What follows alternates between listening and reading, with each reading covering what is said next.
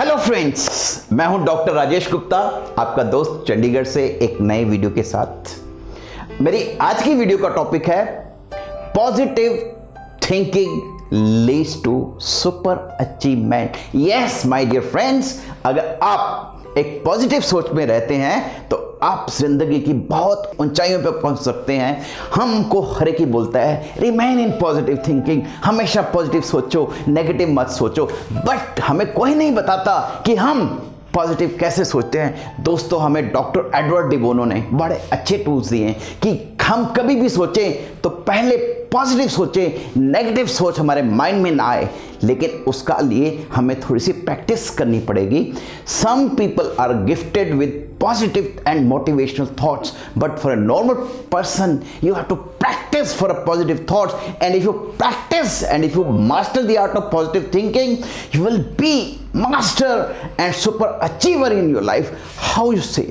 Researcher ने ये कहा है कि जब भी आप कुछ सोचें, आप दिमाग में से मत सोचें, आप उसको लिख के सोचें। जब आप लिख के सोचते हैं आपकी कॉन्सेंट्रेशन बहुत अच्छी बनती है। इवन मैं तो कहता हूं कि अगर आप कोई मंत्र भी बोलते हैं उसको लिख के करें, देखिए आपकी कॉन्सेंट्रेशन कितनी बन जाएगी। और हमारे शास्त्रों में भी कहा गया है कि जब आप लिख के कोई मंत्र बोलते हैं तो उसका इफेक्ट हम पे ज्यादा होता है, because that goes deeper in your subconscious mind. तो मैं तो आपको कहता हूं कि जब आपको रात को भी कोई एक नेगेटिव सोच परेशान कर रही है और आप उससे बार बार परेशान हो रहे हैं, तो आप उस पर बैठिए, एक पेपर और पेन लीजिए और उसके पॉजिटिव और नेगेटिव सोचिए। देखिएगा आप 10 मिनट में आपके माइंड का स्ट्रेस धीरे हो जाएगा। सो दोस्तों, हमें इस रिसर्च से फायदा लेना चाहिए। हमें एक आदत डालनी चाहिए कि हम दिमाग से नहीं सोचें, हम लिख के सोचें। यस, एंड सेकेंडली, जब भी हमारे माइंड में कोई आइडिया हो, हम सबसे पहले उसके बारे में प्लस लिखें, P,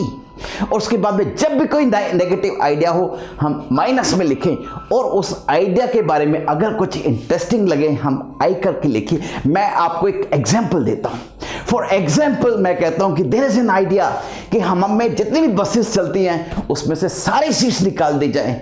what a stupid idea. And yes, but since we have decided कि सबसे पहले हम कुछ भी सिचुएशन हो हम पॉजिटिव सोचेंगे, अब हम उसके बारे में प्लस सोचने की कोशिश करते हैं। सबसे पहले देखिए आपकी कैपेसिटी बढ़ जाएगी। अगर सीट्स के साथ 58 की कैपेसिटी है, आपकी 100 की कैपेसिटी हो जाएगी।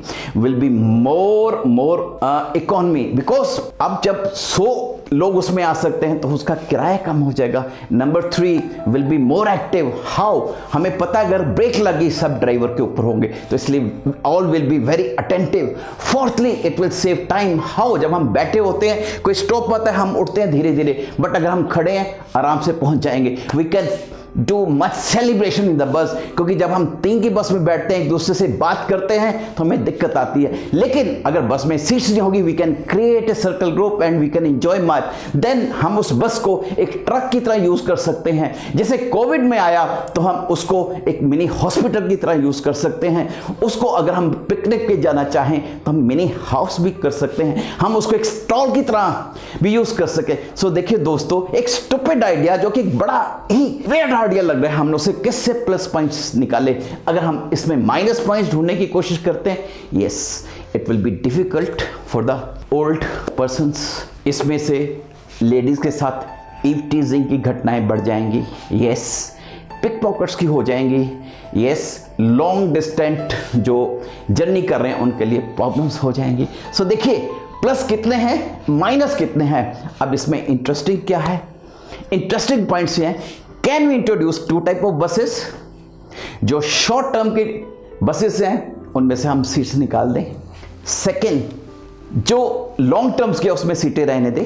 नंबर 3, ये हमें कितने पैसे बचाएगा, हमारी इकोनॉमी कितनी हो गए। एंड नंबर 4, हमारा ट्रैफिक पे रश कम हो जाएगा। सो देखिए दोस्तों, अगर आपने इस तरह की पॉजिटिव प्रैक्टिस कर ली कि हमेशा नेगेटिव की बजाय सबसे पहले प्लस को ही सोचना है, पॉजिटिव सोचना है, धीरे धीरे धीरे प्रैक्टिस करते हुए आपको ये आदत बन जाएगी कि आप हमेशा पॉजिटिव थिंकिंग में पहुंचेंगे and you will be a super achiever in your life. And जब आप सुपर अचीवर बन जाए, मुझे थैंक्स करना मत भूलिएगा। Thank you.